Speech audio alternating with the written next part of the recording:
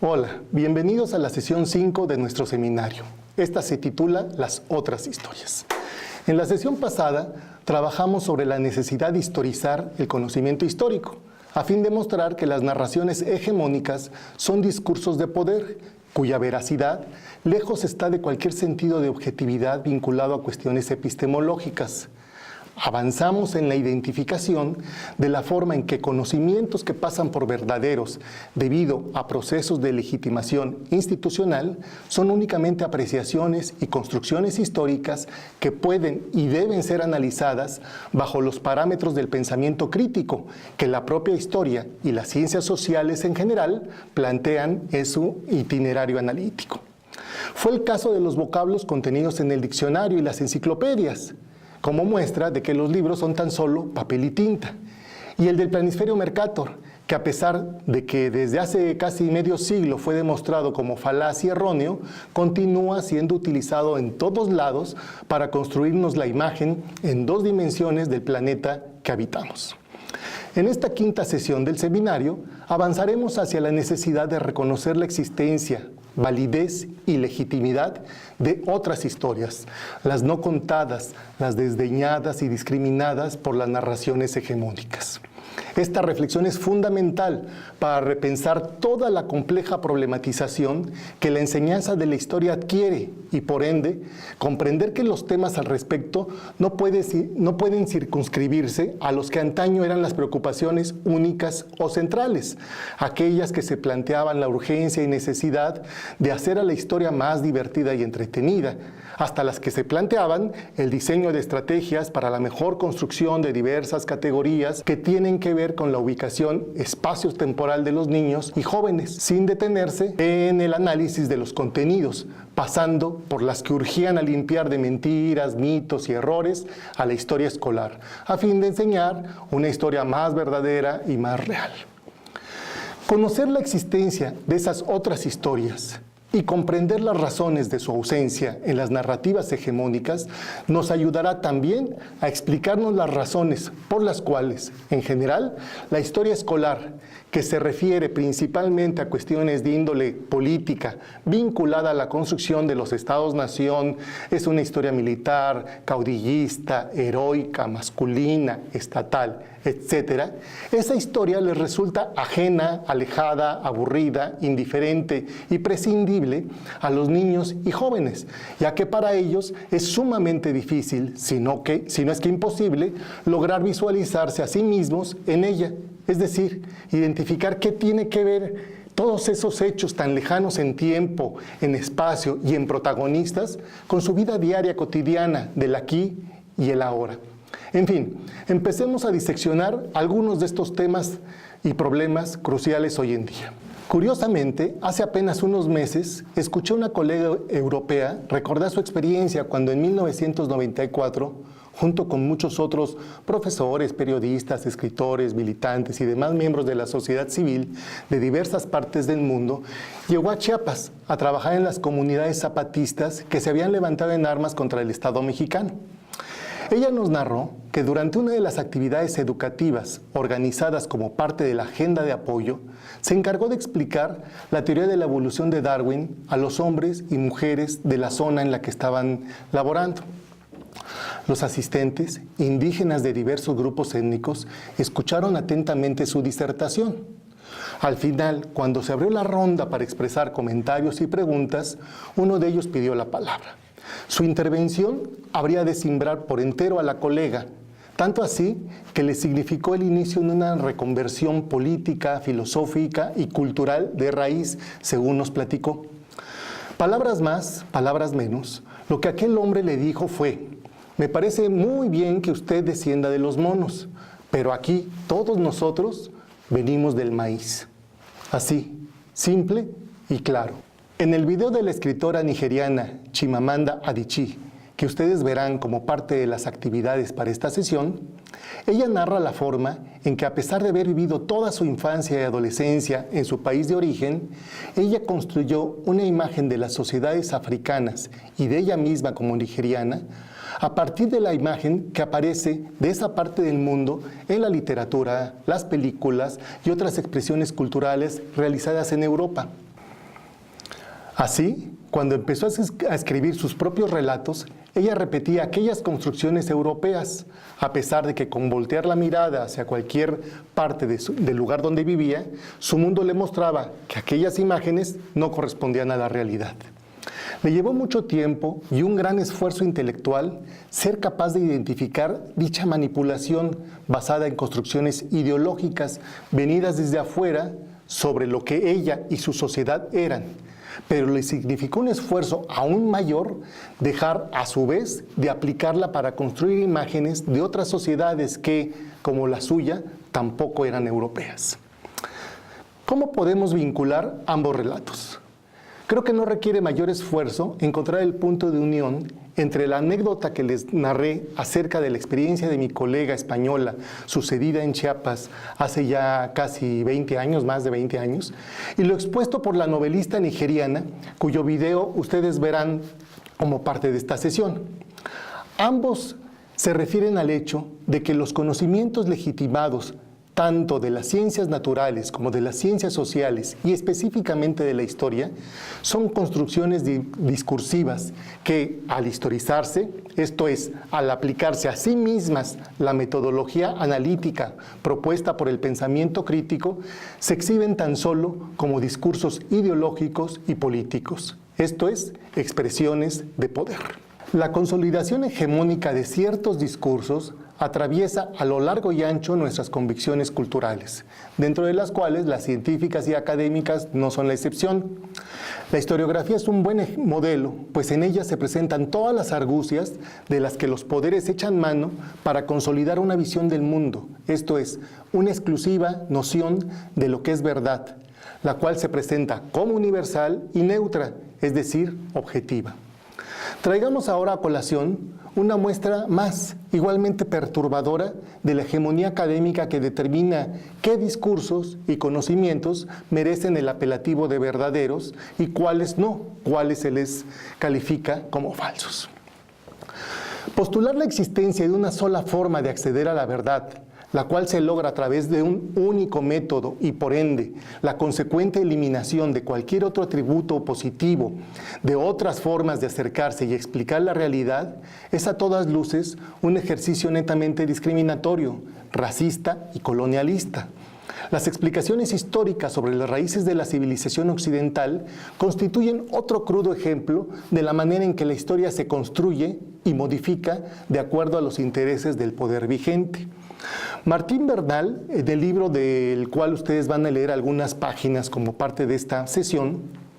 realizó uno de los estudios más demostrativos y muy poco leído sobre la forma en que las explicaciones históricas, es decir, las grandes escuelas interpretativas del pasado, arraigadas y legitimadas por los círculos académicos y gremiales respectivos, son hegemonizadas por cuestiones que únicamente tienen que ver con el poder y no con algún sentido de objetividad referido a razones epistemológicas. Su libro titulado Atenea Negra es una monumental obra reveladora de las disputas de poder que se dieron al interior de la Academia Europea a finales del siglo XIX para modificar e imponer una historiografía de la historia de la civilización griega acorde a los vientos racistas imperantes en las ideologías de la época. Bernal reconstruye la forma en que los historiadores decimonónicos utilizaron el prestigio y la legitimidad que la ciencia en general había conseguido para, asumiendo los métodos y protocolos de esas ciencias, desautorizar los estudios previos por no respetar los cánones establecidos por las ciencias naturales. De esa forma, se abrió la posibilidad de afirmar y consolidar la idea de que únicamente ciertas narraciones e interpretaciones históricas podían ser consideradas como verdaderas, pues eran las que se habían obtenido al utilizar un método particular, el validado como exclusivo para aprender a la realidad.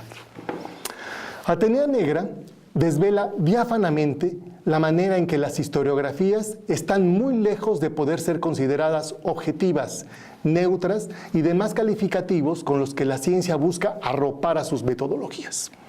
Esa obra es pionera de los esfuerzos intelectuales críticos que evidencian las herencias de los procesos colonialistas a través de las cuales una cultura dominante eliminó de las narrativas históricas a las impurezas e híbridos conformadores de la diversidad cultural.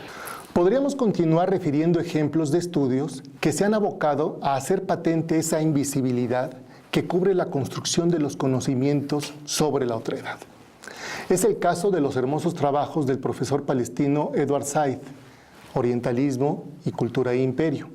quien documentó y explicó los procesos a través de los cuales los conceptos de Oriente y orientalismo fueron construidos como narraciones hegemónicas occidentales, las cuales han sido tan eficientes que los propios habitantes de ese Oriente definido desde Europa comenzaron a asumir la imagen que de ellos se generó.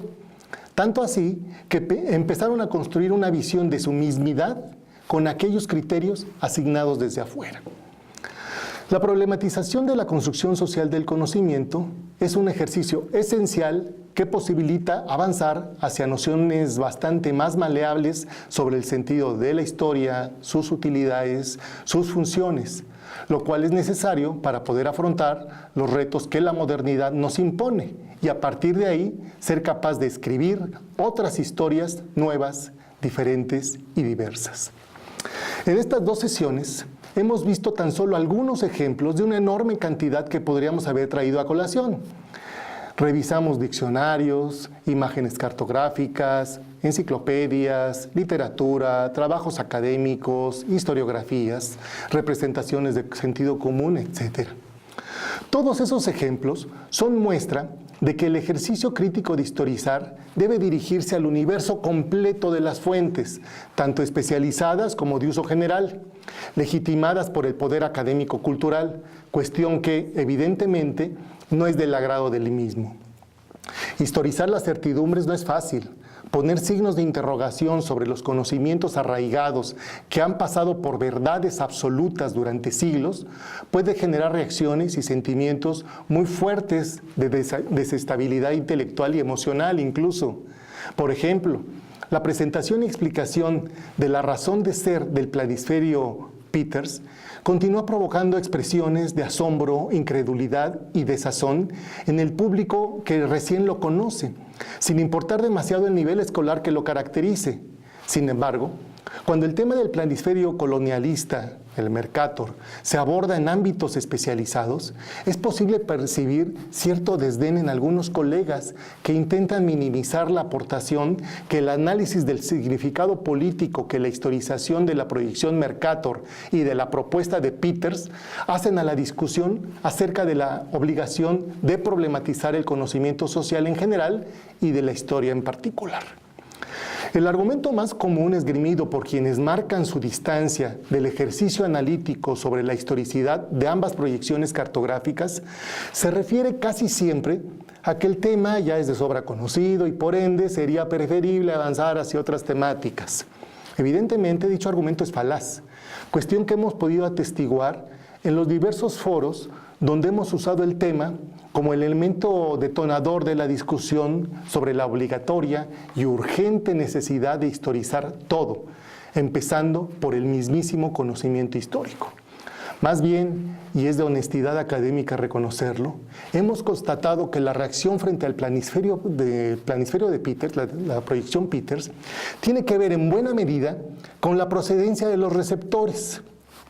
El entusiasmo, la sorpresa, la molestia e incluso la indignación con la que el ejercicio es recibido en el sur, particularmente en Latinoamérica, que es donde lo he podido atestiguar en directo, distan mucho de la manera en que él es recibido en el norte. Silencio, desdén, ninguneo, especialmente en Europa. Ello, a pesar de ser expuesto frente a colegas que esgrimen al pensamiento crítico como su tarjeta de presentación académica e intelectual. No es raro escuchar reflexiones en el sentido de que, bueno, esas son discusiones ideológicas que pueden ser interesantes, pero el asunto de los problemas de la enseñanza de la historia se encuentra fundamentalmente en otros espacios de dicho y complejo rico de tema de reflexión. Entonces, bueno, no es para tanto, pasemos a otra cosa, se dice. Este tipo de actitudes, todo esto no debiera sorprendernos en demasía, pues confirma por lo menos un par de cosas. La primera es el enorme peso que el conocimiento legitimado y avalado por las instancias académicas y culturales hegemónicas posee, por lo que cuestionarlo deviene una tarea titánica, política, que pasa por atentar contra las hegemonías académicas y los colonialismos culturales, pues pone el ente analítico sobre las relaciones de poder que las definen. La segunda es el eficiente funcionamiento de la hegemonía, ya que se manifiesta claramente la profunda introyección y naturalización de un discurso político académico que rebasa, condiciona y somete aún a las mejores intenciones de los analistas y estudiosos por tomar distancia de él. La historia pesa, y pesa mucho. Tan es así que desde un origen no europeo es más factible alcanzar el nivel de reflexión y complejidad analítica que el reconocimiento de la otredad requiere. Los diversos ejemplos recuperados muestran la complejidad analítico-intelectual que tales procesos nos exigen. Tanto las aseveraciones ideológicas que se asientan y naturalizan debido a estar soportadas por regímenes de poder verdad específicos, como los conocimientos falsos que se hacen pasar por verdaderos a fuerza de ser repetidos incesantemente, confiando en la falta de cuestionamiento sobre ellos, pasan lista de presente en la historia. Su crítica no puede restringirse únicamente a señalar y desechar aquellas verdades que desde las narraciones hegemónicas se evidencian como falsas, sino que, siendo fieles con la propuesta metodológica central de la propia historia, es primordial realizar la historización de absolutamente todo tipo de conocimiento. Lo anterior robustece el argumento de que la propuesta política de descolonización construida bajo el concepto de epistemologías del sur, tiene como punto axial el ejercicio del pensamiento crítico hasta sus últimas consecuencias. Esta afirmación encarnaría en la obligatoriedad para las ciencias sociales de, como los clásicos postulaban, hacer la crítica radical de todo lo existente, empezando en primer lugar por ellas mismas. Esto es, observarse en el espejo de su propia historicidad a fin de descubrir los regímenes de poder dentro de los cuales se han desarrollado y se sostienen. En otras palabras, hacer visible el colonialismo académico contemporáneo.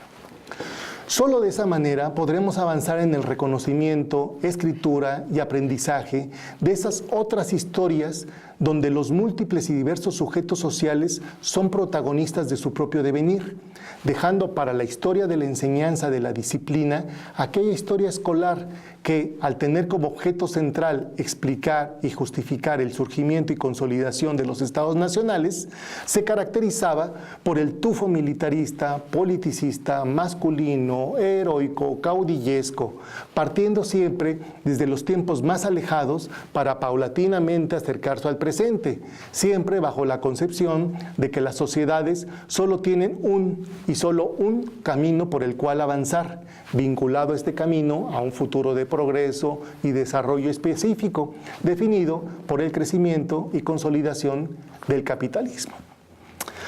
En una historia hecha por caudillos y héroes, los grupos sociales no tienen cabida. Con ello, la lección política se dicta. Se deduce entonces que la política es cuestión de unos pocos, los que se dedican de tiempo completo a ella, los héroes, los militares, los presidentes, los políticos profesionales, los partidos, los militantes, etc. La historización de esa historia conlleva el rescate, escritura y enseñanza de otras historias, lo cual significa dar un paso fundamental: la recuperación del sentido de lo político como accionar diario, en múltiples ámbitos, en todos los múltiples ámbitos en donde todos y cada uno de los sujetos que conforman a la sociedad vive, se mueve, lucha y resiste bajo un régimen específico de ejercicio de poder.